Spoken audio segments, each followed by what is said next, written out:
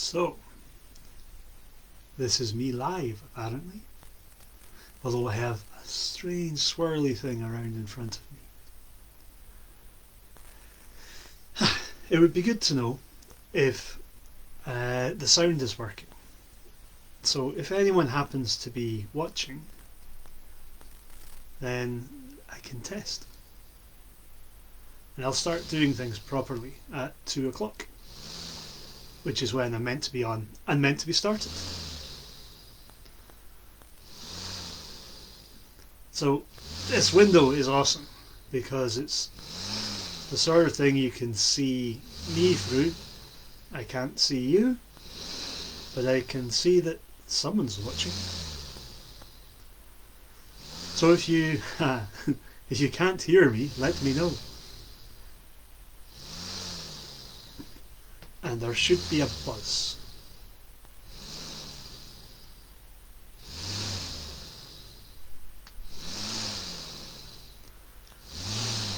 I'm told this is really calming.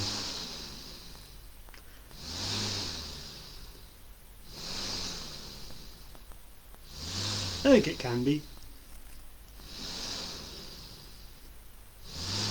My plan today is to do a making things thing and maybe to tell a story as well. But I'll start telling the stories once everyone's had a chance to arrive. Hello Kate. Thank you for letting me know you can hear me. That is really good. Can you hear the roaring too? I got told it's like the waves on a beach in Norway. Rapping? Like the waves on a beach in Norway, lapping up against the shore. Can you imagine sitting there on a beach with the beautiful sun in the sky, the warmth on your skin, your feet in the water? You could be like Njord, the Norse god of the sea. The man, well, the Aesir, the Viking god, with the most beautiful feet in the entirety of all of the gods of Asgard. It said his feet were the most beautiful because he spent so long with them dripping in the sea and the sand rubbing against them. Maybe they'd go a bit wrinkly. That wouldn't be so good.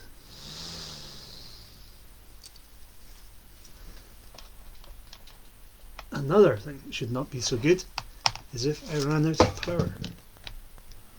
So hopefully that'll work.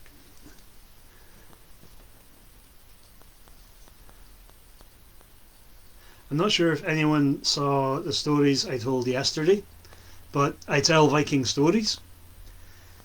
I also tell stories from ancient Greece, and sometimes I tell stories from the future as well. They're always a little bit tricky. You can never be sure about stories from the future because it's really hard to see what's going to happen. The past is often easier to see because well, it's looking backwards, right? Seeing where we've all come from. But even then, that's still telling a story, and it is a bit tricky to know for certain if something is actually what happened. All depends on where you were looking from, doesn't it? But you've got a few more minutes yet until I'm timetabled to be on, so I'm going to wait and give people a chance to join in. If you've got friends you think might be interested, then you can go and get them. Well, online of course. Oh, and if you want to make the thing along with me, then you'll need some cardboard and maybe scissors, some string, a pen, and something to draw around, a circle. That would be handy as well.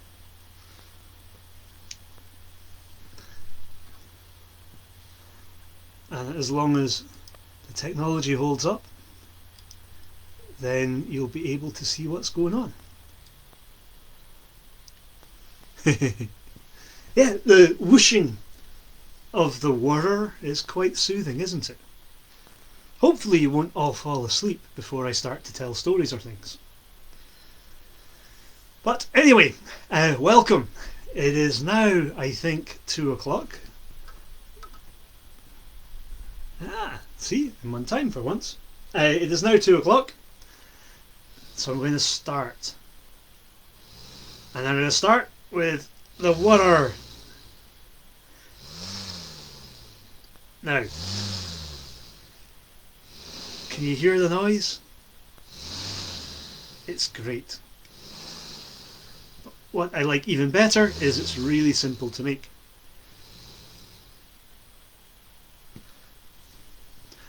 One of the things I like doing in the floating monastery is travelling around and visiting the past.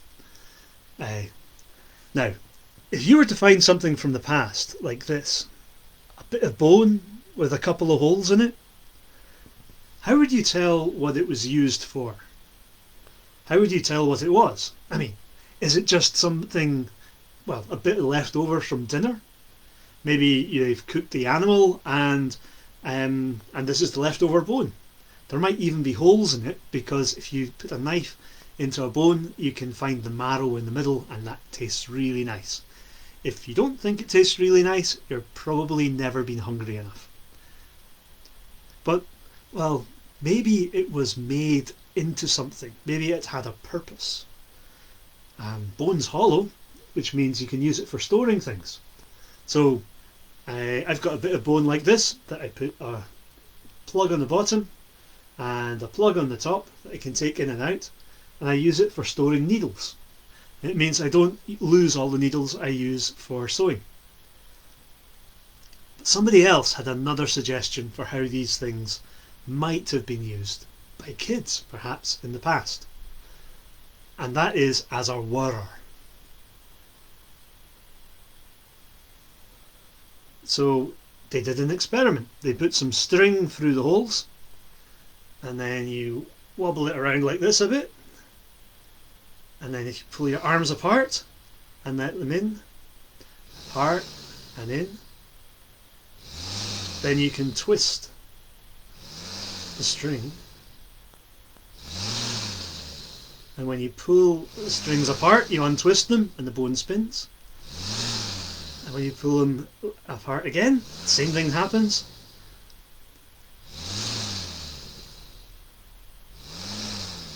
So with a bit of string, you're making a spring. So like if I hold the string like this, it's all twisted up.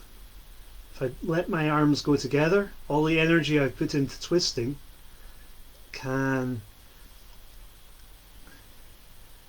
be released again, and it'll twist the string round on itself. And that's how you make string, and then how you make string into rope.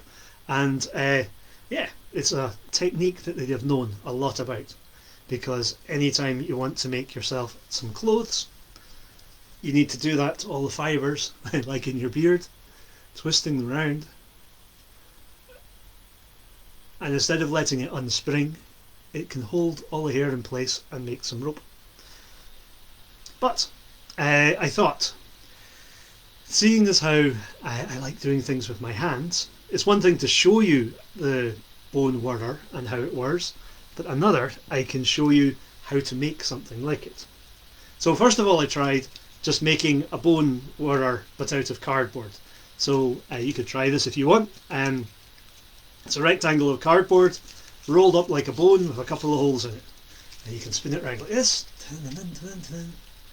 and then unspin or spin and unspin and whir. But I'm not very good at it, and I didn't really get it to work. A lot of it depends on balance and getting things exactly right, and yeah, anyway, decided not so good. And I remembered back to when I was really little, and there's another way you can do it that works much better. So in my floating monastery, I've got lots of things that I can use for making things. And to start off with, I've got a bit of cardboard here, came from around about the 1980s. And aha! I've got something circular to draw around. And I think you can still see that. Or, in my toolbox, I've got these, which are a compass, a pair of compasses.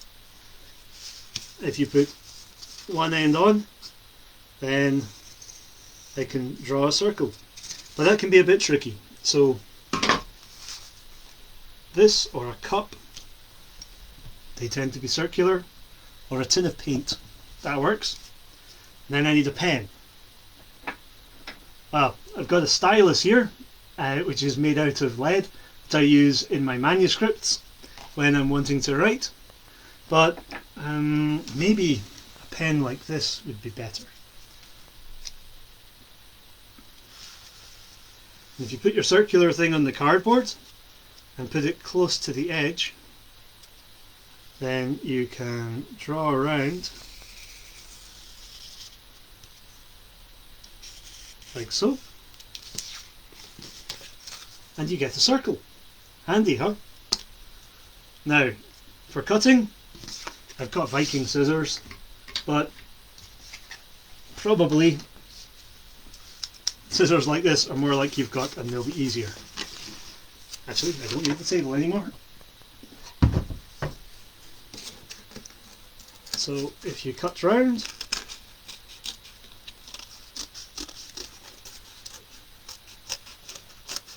if you're unsure how to use scissors, then get somebody to help you. Anything that's sharp or pointy, always ask for help before you stab yourself with it. And that is important, especially for this next step, because you need to make some holes in the cardboard. So, a stylus, set of compasses, even just a pen you can use to make a hole. And you want to make it close to the middle. Doesn't need to be the exact middle, but needs to be close to the middle. And I can push through there. Do not push through onto the best table in the house. If you want to push through safely, you can just start it, but it's not gone the whole way through. And then making sure your fingers are on either side, push through a little bit further and finish it from the other side. Again, if you've got any worries at all, get somebody else to help you with that. And then using your finger, you can measure how far away from the middle the hole is, how far away from the edge the hole is. And go around the other side and make a mark. See how it's not gone the whole way through? Make a mark. Don't jam it against something you want to keep. And then I can make the hole go through like this. So the next thing to do is to get some string. Aha, here's some string. And if I get a good long bit and then double it, that looks about right. Cut it with some scissors again, poke one end through there, another end through there, and I'm going to tie it in a loop. So for this knot, it's called a reef knot, and I take the right end over the left end and underneath, and then the left end over the right end and underneath again, and I tie a knot. But you don't need to use a reef knot, mostly you just need to tie it so it stays together. Pull into the middle, and then to start it off, to coil it up, you can go like this. It's kind of light, which makes it more difficult than a bone. And then spin. Oh, that didn't work. Coil it up.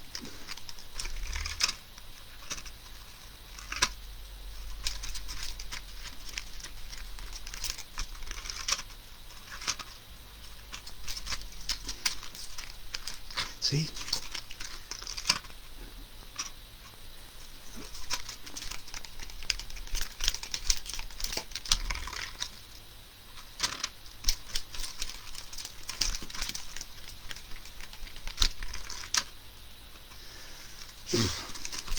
I will get this one to work later, but in the style of a famous program. Here's one that I made earlier and I've decorated.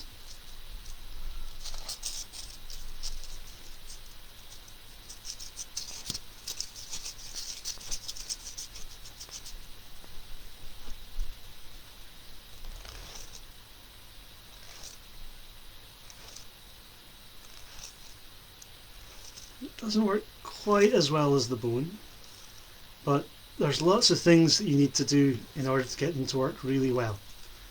And one is that the card needs to be heavy enough so that when you put the energy in, it will carry on, store enough energy as you do the spring, uncoil the spring, so that it will coil the spring up the other way. The other thing is it needs to be balanced. Do you see how this is wobbling around a lot? That wastes a lot of the energy. And the other thing is you need to be able to get your arms moving at the right time. So you need a little bit of force out to get it going, and then you need to let it rest. And then a little bit to let it go backwards and forwards again. Yeah, so those are spinners. The modern materials I don't get to work so well. Perhaps I belong in the past.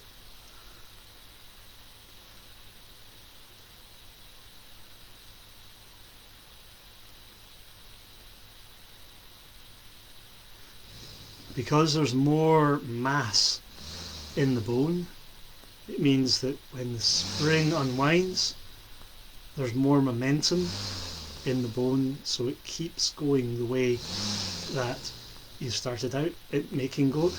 It keeps going the way it started out, and then that momentum takes the potential energy and converts it into the twist in the string, which when you pull it out again is released into kinetic energy, making the bone spin round. And the noise you can hear is the bone making the air vibrate. And as the air vibrates, all that energy travels towards your ear and you can hear it. If I put more force in, I get a louder noise. And also the bone spins faster at a higher frequency.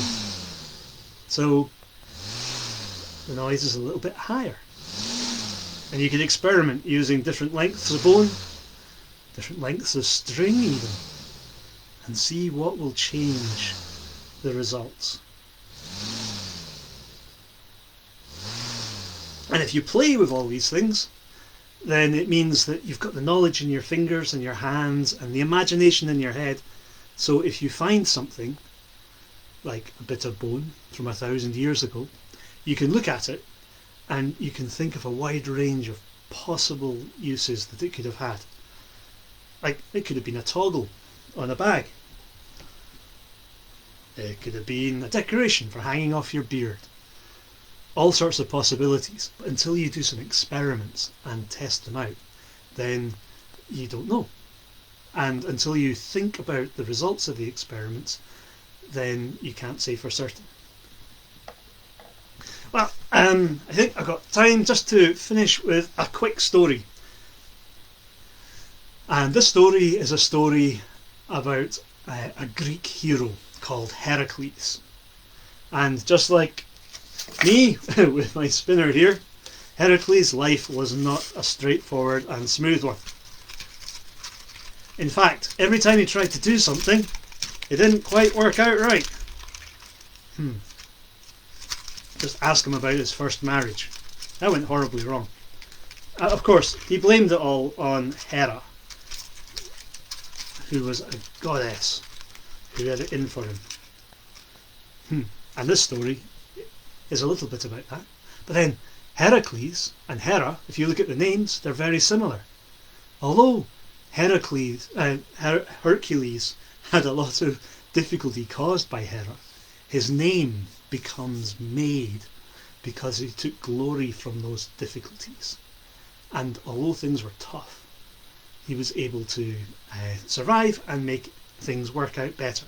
So his name is Heracles, glory from Hera. So it was a hard gift and a tough gift, but perhaps a gift, and all the trials and tribulations that he suffered. And this is one of his trials. He had 12 big trials, and one of them was to go and kill a serpent called the Hydra. Now, most snakes have got one head, and that's bad enough, and they're venomous with poison, and that's bad enough. But this snake had many heads, and the heads, whenever, well, you'll see, he went down to fight it, and normally he fought with a club, but this time he fought with a sword. Swish, swish. And he would cut off a head of the serpent, and then cut off another head of the serpent. But every time he cut a head off, 2 more heads would grow back. This proved difficult. Too difficult for just him. So he went and he got some help from somebody called Aeolus, his nephew, I think. And they were getting to the swing of it when he got back, because every time he cut off a head, Aeolus took a torch, a burning fiery brand, and stuffed it in the stump where the head had been cut off, and the fire burned the head so that it couldn't grow back again. So he was fighting a winning battle now. Every time the serpent took a swing at him, he was able to cut the head off, and Aeolus would stuff the fire in the stump and burn it, and that would stop it growing back again. But then, well, Hera, seeing that Hercules was winning, thought, nah, this test, it's not worthy of Hercules. We need to give Hercules a bigger test. And she had another monster, a crab, that was hiding in the swamp as well. So when Hercules was fighting, the crab snuck up behind him and started nipping at his ankles. So he had an enemy in front of him and an enemy behind him, and he was just about coping with the enemy in front of him with the help of his friend when the enemy behind him started to distract him. So he dropped the sword and grabbed the club again, and he beat the crab away and got rid of it, and it went up into the stars, and it is now remembered as Cancer. Yeah, that keeps coming back, doesn't it, sometimes? But sometimes you can beat it. Hercules grabbed his sword again and started to slice and dice, and eventually he managed to slice off all but one of the heads of the Hydra, and Aeolus was stuffing fire into the bleeding stumps to stop them. The last head of the Hydra was immortal, unkillable, so Hercules got a massive rock, because he was big and strong, and he dumped the rock on top of the Hydra to trap it so it couldn't get out. And it goes up into the sky as well. It's remembered in the stars if you look up there. One last thing Hercules did before he left was to take his arrows and dip them in the poisonous venom of the Hydra, just to make the arrows a little bit more effective, poisonous. And there are many stories about what happened with those arrows, and not all of them worked out very well for Hercules. In fact, the poison was in general a bad thing. But, you try some things, and sometimes they work. You try some things, sometimes they don't work. One way to cope with that is to have great storytellers who can make your mistakes into beautiful stories. The other way you can get at it is just to keep going, and eventually you will succeed. Well, that's my time over now. I will be back on Sunday morning with more stories, and just stories that time. And I think there'll be stories about saints. Like Saint Mungo, who brought the robin back to life. Or St Ninian from Whithorn. Or maybe I might be able to find out a bit about St Drosten, who's got a well just outside Dumfries. But, well, that's really difficult because that's a story that was a long time ago that people don't tell anymore. But thank you for your time and your attention, and enjoy the rest of your day. Bye!